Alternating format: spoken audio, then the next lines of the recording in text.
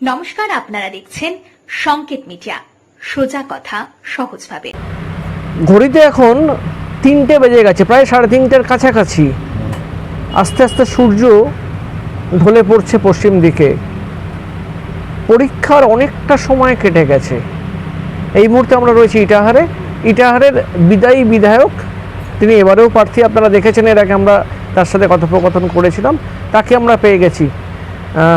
পরীক্ষা কেমন চলছে? আমরা তো এখন ছাত্র পড়াশোনা করেছি, সারা বছর পড়েছি, পরীক্ষা দিচ্ছি, জনগণ তার রেজাল্ট বার করবে।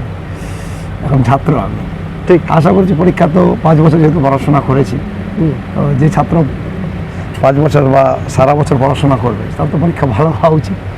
বাকি জনগণ তার মার্কশিট ঠিক করবে, দেখা যাক কি। খুবই ঠিক। আমরা এর আগে দেখিয়েছিলাম যে তিনি বিভিন্ন সময় 5 বছর ধরে লাগাতার ইটাহারের উন্নয়নের সাথী ছিলেন। সেক্ষেত্রে তিনি আশা করবেনই যে পরীক্ষা তার ভালো হবে। পরীক্ষা কতটা ভালো হচ্ছে সেটা তো আমরা 4 তারিখ জানতেই পারবো। কিন্তু ইটাহারে আজকের এই ভোট, এখন অবধি আমার কাছে যতটুকু যা খবর আছে, ভোট শান্তিপূর্ণই হচ্ছে।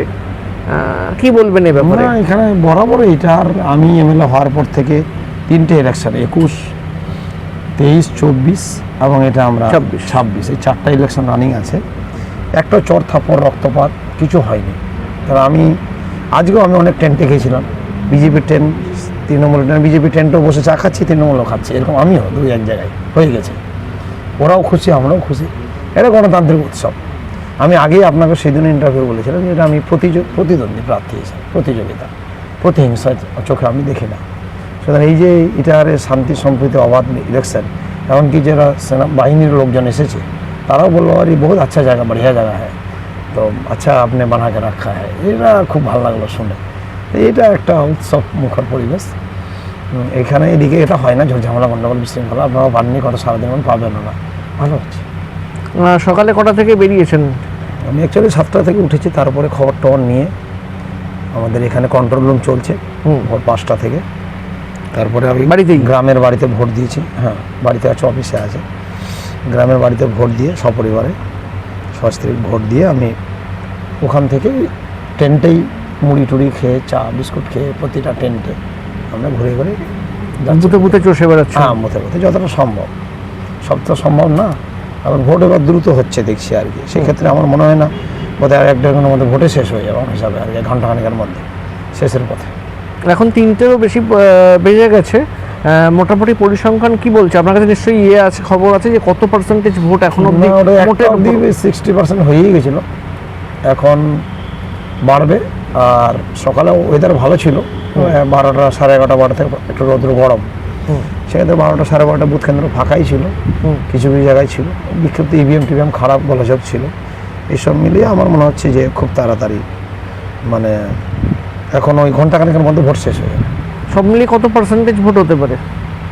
আমরা তো যেহেতু এসআইয়ের পরবর্তী ভোট, আমি তো 90 অ্যাভাব ধরে চলছি, 90-95 এরকম ধরে চলছি, দেখি কতটা হয়। আমরাও কর্মীরা চেষ্টা করেছি সব ভোটার বাইরে থেকে এনে ভোট করে দেওয়ার আর কি। এটা গণতান্ত্রিক উৎসবে সবাই সামিল হয়। যত বেশি ভোট পড়বে তত কি সেটা আপনাদের জন্য সুবিধা হবে? ভোট পড়লে এটা আমাদের পক্ষের সুবিধা, আমাদের মার্জিন পক্ষের সুবিধা। কারণ আপনারা জানেন যে এসআইয়ের একটা বড় অঙ্কের ভোট, প্রায় 20,000, বিরাট ভোট।